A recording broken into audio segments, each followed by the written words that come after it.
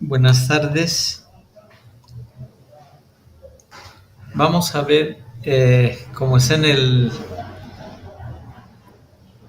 los bacteriófagos. ¿Listo? Como está en la pantalla.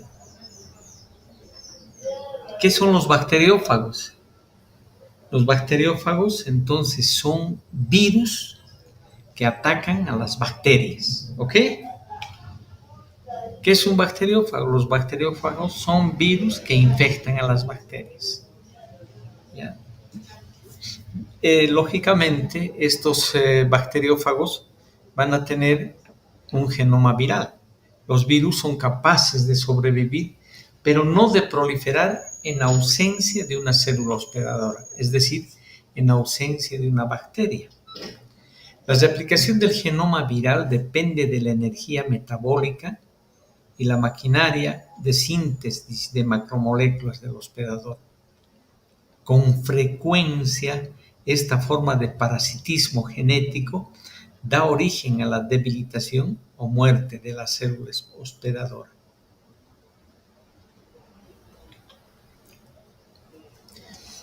Aquí tenemos el tamaño de las bacterias y el tamaño del bacteriófago. El bacteriófago apenas tiene 48 kB.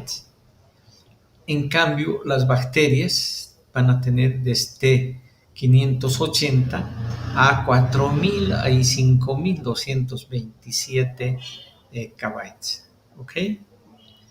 Si comparamos con otros virus, vamos a tener el virus de la viruela, que va a tener 189 kB, y el citomegalovirus, que tiene 162 kB. El virus va a tener 229 kB, ¿ya? Bien.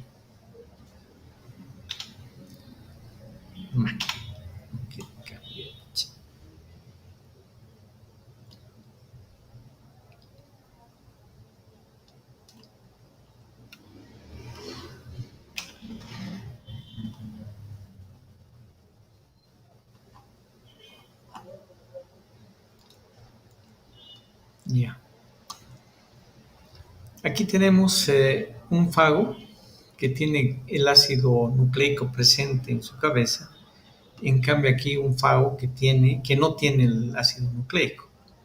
Vamos a tener que está el centro hueco en los dos fagos, una vaina expandida que va a tener cuando está la cabeza presente, el ácido nucleico presente, y la cabeza contraída, el cuello contraído, cuando la vaina contraída, cuando la cabeza está vacía. ¿Listo? Cuando se encuentra cargado con ácido nucleico, adquiere una forma diferente que cuando carece del mismo. Este diagrama se dibujó en base a observaciones realizadas en una micrografía electrónica. Vamos a decir entonces la propagación exitosa de los virus. Para la propagación exitosa de los virus se requiere una forma estable que permita que el virus sobreviva en ausencia de un hospedador, un mecanismo para la invasión de la célula hospedadora, información genética necesaria para la replicación de los componentes virales en el interior de la célula, información adicional que pueda ser necesaria para el empaquetamiento de los componentes virales y la liberación del virus resultante desde la célula hospedadora. Los bacteriófagos se presentan en más de 140 géneros bacterianos y en diversos hábitats. Pero vamos a decir que son, si vamos a llevar esto allí,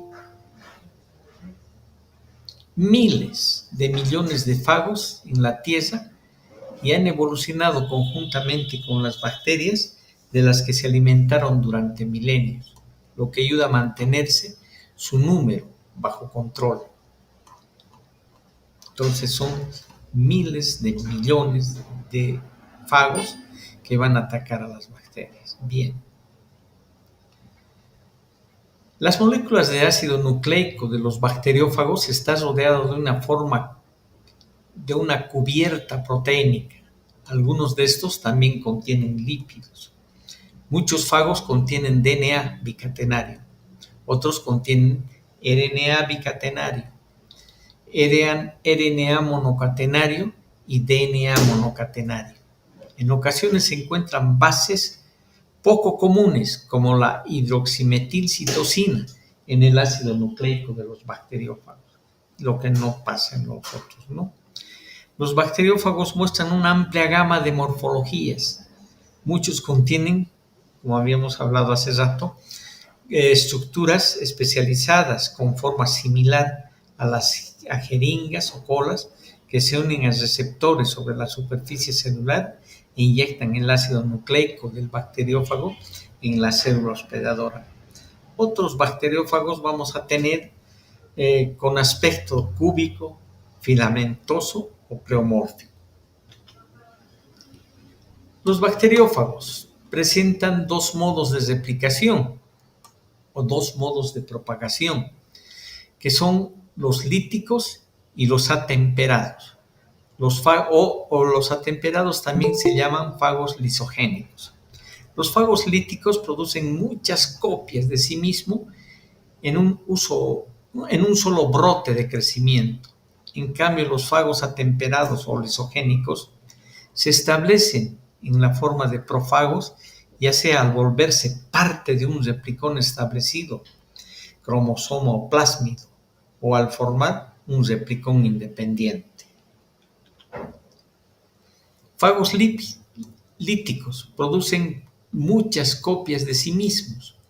Conforme destruyen la célula hospedadora, los fagos líticos estudiados más a fondo, vamos a tener los fagos T pares, el T2, el T4, etc. Han demostrado la necesidad de expresión oportuna de los genes virales a fin de coordinar los eventos relacionados con la formación del bacteriófago.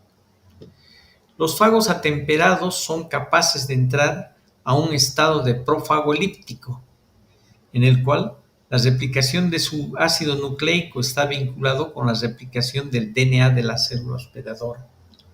Las bacterias que portan prófagos se denominan lisógenas, porque una señal fisiológica puede desencadenar un ciclo lítico que da origen a la destrucción de la célula hospedadora y la liberación de muchas copias del bacteriófago. El fago atemperado mejor identificado es el fago lambda de la E. coli. Se han identificado los genes que determinan la respuesta lítica y la lisogénica de la infección lambda. Los fagos filamentosos, que se ejemplifican bien con el fago M13 de E. coli, son excepcionalmente en varios aspectos. Sus filamentos contienen DNA monocatenario que forman complejos con proteínas y presentan extrusión. Extrusión es la formación de componentes proteicos que se van a producir en la bacteria desde la célula hospedadora, la cual se debilita pero no muere a causa de la infección por fagos. La ingeniería del DNA en el interior del fago M13 ha proporcionado cadenas únicas que son fuentes de gran utilidad para el análisis y multiplicación del DNA. Acción de una bacteria moldeable, la forma de un perfil de sección. El DS es el DNA bicatenario de muchos fagos líticos, es lineal, y la primera etapa de su replicación es la formación de DNA circular. El desdoblamiento de esta estructura circular produce DNA lineal que se empaca en cubiertas proteicas para formar la progenie de los fagos. En cambio, el DNA monocatenario de los fagos filamentosos se convierte en una forma de replicación circular bicatenaria. Lógicamente, el monocatenario se va a tener que convertir en bicatenario, ¿no? Una cadena de las formas de replicación se utiliza como plantilla en el proceso continuo que produce DNA monocatenario. La plantilla es un círculo cerrado y el DNA monocatenario que se produce sufre desdoblamiento y empaquetamiento con proteínas para la extrusión de la célula, para el cambio de estructura de la proteína dentro de la célula, ¿no? Bien. Los fagos monocatenarios de RNA se encuentran entre las partículas extracelulares más pequeñas que contienen información que permite su propia replicación. Por ejemplo, el fago MS2 del RNA contiene en menos de 4.000 nucleótidos. Van a contener los 3 genes que pueden actuar como RNA mensajero después de una infección. El gen codifica la cubierta de proteínas, en tanto que el otro va a codificar la polimerasa de RNA que forma un RNA bicatenario para la replicación. El RNA monocatenario producido por la forma replicativa es la parte principal de esta nueva partícula infecciosa. Algunos bacteriófagos atemperados que se ejemplifican en el fago P1 de E. coli pueden establecerse en un estado de prófago como un plásmido. El sitio de inserción puede ser bastante específico, como se especifica por la integración del fago de E. coli, ¿no? En los locus internos del cromosoma bacteriano. En el fago lambda de E. coli, en el locus interno del cromosoma bacteriano. Otro fago atemperado, como el fago mu de E. coli, se integra en cualquier sitio de una amplia gama de sitios cromosómicos y en este aspecto se comporta de manera similar a los transposones. Los fagos RNA monocatenarios se encuentran entre las partículas extracelulares más pequeñas que contienen información que permite su propia replicación. Por ejemplo, un fago MS2 de RNA, ya hemos dicho, ¿no? Un gen codifica la cubierta de proteínas, tanto que el otro codifica la polimerasa del RNA. Algunos bacteriófagos atemperados que se ejemplifican por el fago P1 de E. coli pueden establecerse en un estado de prófago como un plásmido. El sitio de inserción puede ser bastante específico, como se ejemplifica por la integración del fago lambda de E. coli en el locus interno del cromosoma bacteriano. Otro fago atemperado como el mu E. coli se integra con cualquier sitio de una amplia gama de sitio cromosómico. Eso ya hemos hablado, ¿no? Y en este aspecto se comporta de manera similar a los transposones. Eso es una repetición que del que les estoy hablando. Los prófagos contienen genes necesarios para la replicación lítica, también conocida como replicación vegetativa, y la expresión de estos genes se conserva reprimida durante el mantenimiento del estado de prófago. Una cascada de interacciones moleculares desencadena la supresión de la represión, de forma que los prófagos sufren replicación vegetativa, lo que conduce a una formación de un brote de partículas infecciosas. Estímulos artificiales como la luz ultravioleta pueden causar supresión de la represión del prófago. En cambio, entre la lisogenia, propagación del genoma del fago en el hospedador, y el crecimiento de un fago vegetativo, ocurre a expensas de la célula y puede depender en parte del estado fisiológico de la misma, es decir, de la bacteria, ¿no? Una bacteria que no presenta replicación no dará soporte vegetativo al crecimiento del fago, en tanto que una célula o una bacteria en crecimiento intensivo contiene energía y cantidades suficientes de bloques de construcción para soportar la replicación rápida del bacteriófago. Nuevamente podemos decir que es la replicación del bacteriófago. ¿Qué es un bacteriófago? Y hemos dicho, los bacteriófagos son virus que infectan bacterias. Al igual que el resto de los virus, son incapaces de replicarse por sí solos. Son, por tanto, parásitos intracelulares obligados. Por lo que tiene que introducirse en una bacteria o en una célula viva para contemplar su ciclo de replicación. Los bacteriófagos siguen dos estrategias de replicación. Hemos hablado ya, el sitio lítico y el ciclo lisogénico. El ciclo lítico va a presentar la absorción, que los bacteriófagos no se unen a la superficie de la célula al azar, sino a través de receptores específicos a los que se unen por fibras basales. Penetración. Tras unirse firmemente por sus espéculas a la superficie celular, el bacteriófago inyecta su ácido nucleico que entra en la célula. Síntesis. El virus altera el metabolismo celular, haciendo que el huésped empiece a sintetizar los componentes. Ensamblaje. Se van ensamblando todos los componentes de las cápsidas y las membranas y se empaquetan los genomas víricos dentro de nuevos virus que se van produciendo. Al final se obtendrán virus nuevos completamente formados. Liberación. Una vez que se forman los nuevos virus, estos son liberados haciendo estallar a la célula.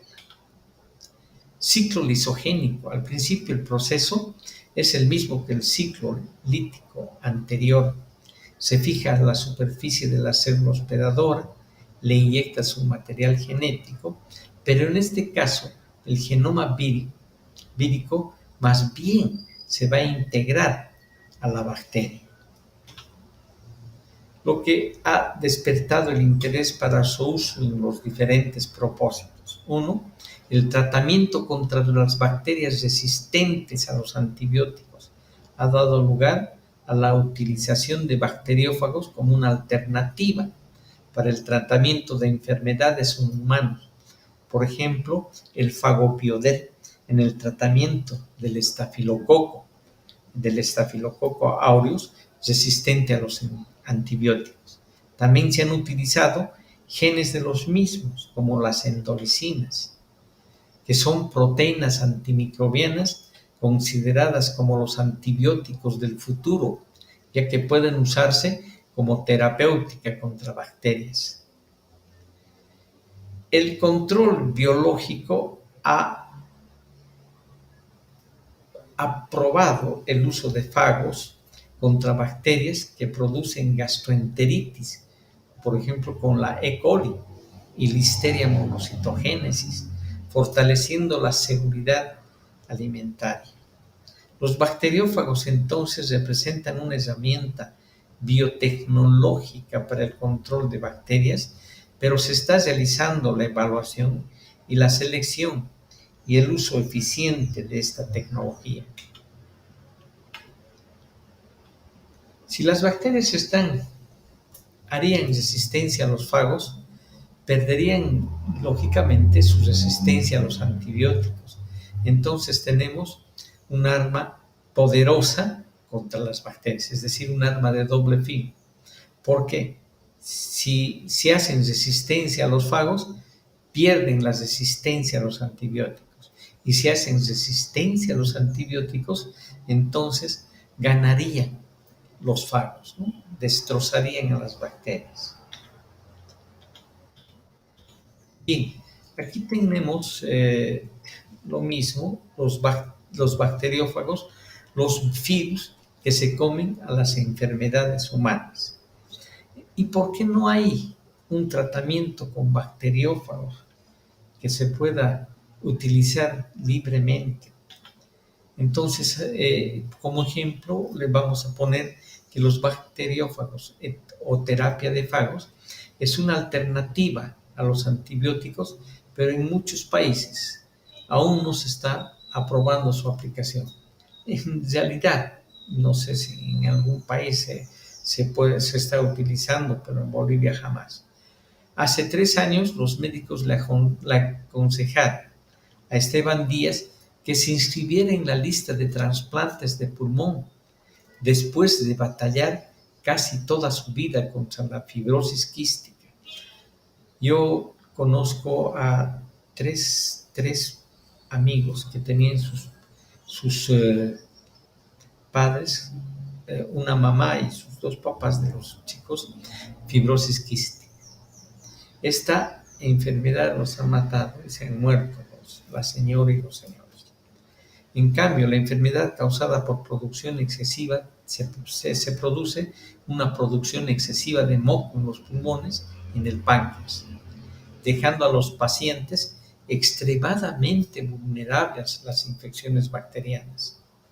En el caso, este señor de 47 años, los antibióticos que le habían recetado desde la infancia ya no eran eficaces contra las infecciones incesantes causadas por la Pseudomonas aeruginosa.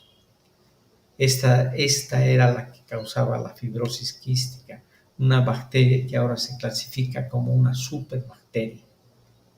En cambio, este señor, vamos a decir Díaz, viajó a Georgia, un antiguo estado soviético a orillas del Mar Negro, para someterse a una terapia de fagos, un tratamiento médico que, según él, eliminó sus infecciones en unos días y lo alivió de la fatiga persistente, una tos incesante paró y la falta de aire que lo atormentó durante décadas.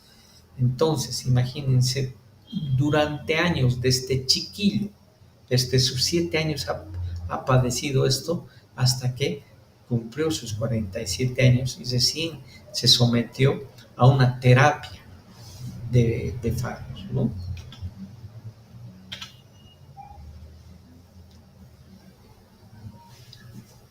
También tenemos un microbiólogo franco-canadiense que utilizó fagos para curar a un niño que sufría disentería grave. Esto surgió en 1919, pero en 1928 al 1940 paró el tratamiento de fagos porque entramos en una época de los antibióticos, ¿no? La era de los antibióticos en esa época, porque se había descubierto en 1928 la penicilina. Pero después se vio que ni la penicilina ni los otros antibióticos eran ideales para algunas enfermedades, ¿no? Por eso se está utilizando hoy en día los bacteriófagos para tratar, para matar a las bacterias, ¿no?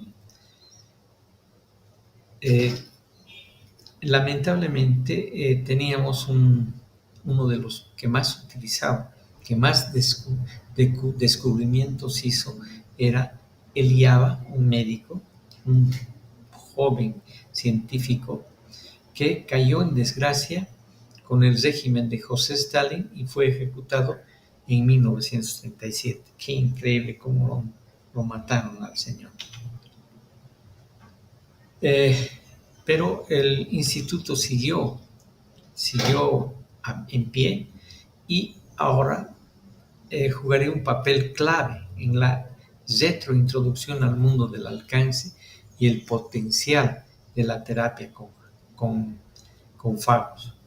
Pasó mucho tiempo antes de que la gente se convenciera de que los fagos se pueden usar con fines terapéuticos, asegura Kutateladze, pero la resistencia a los antibióticos respalda la necesidad de encontrar alternativas, añade.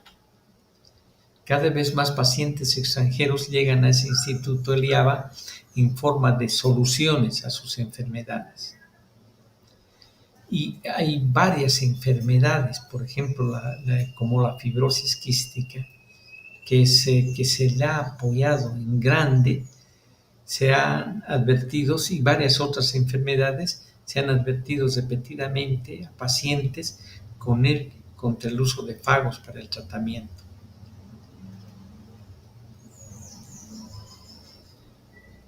Y lógicamente hay varias enfermedades y cientos de pacientes extranjeros que buscan tratamiento con fagos en Georgia, con un puñado de agencias de viajes médicos especializados que los atienden. Millones de personas fueron tratadas con fagos en la Unión Soviética, en el Instituto Eliava, recibiendo y tratando exitosamente a cientos de pacientes internacionales cada año. Entonces, como ven, los fagos han sido una alternativa al uso de los antibióticos cuando las bacterias presentan una resistencia a los antibióticos, ¿no?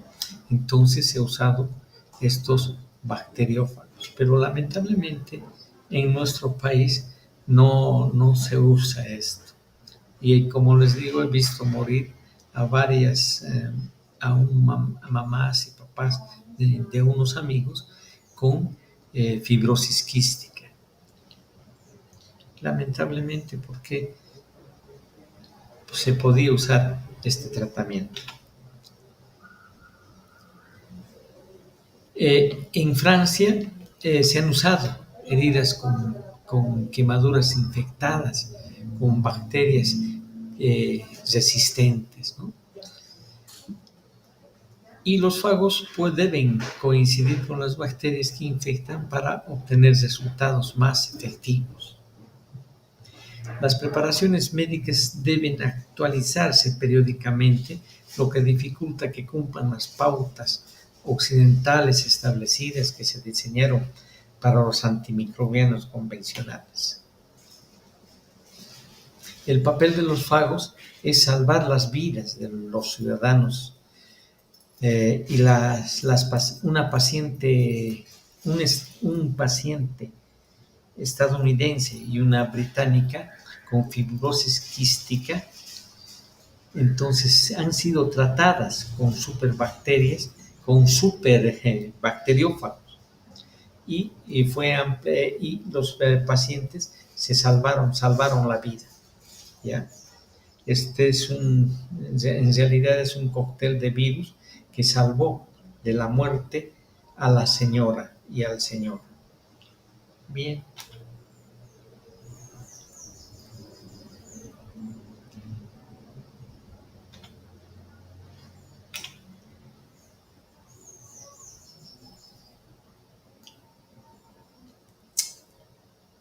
Las bacterias también pueden desarrollar resistencia a los fagos con el tiempo, pero lógicamente pierden. Cuando desarrollan resistencia a los fagos, pierden la resistencia a los fármacos, ¿no?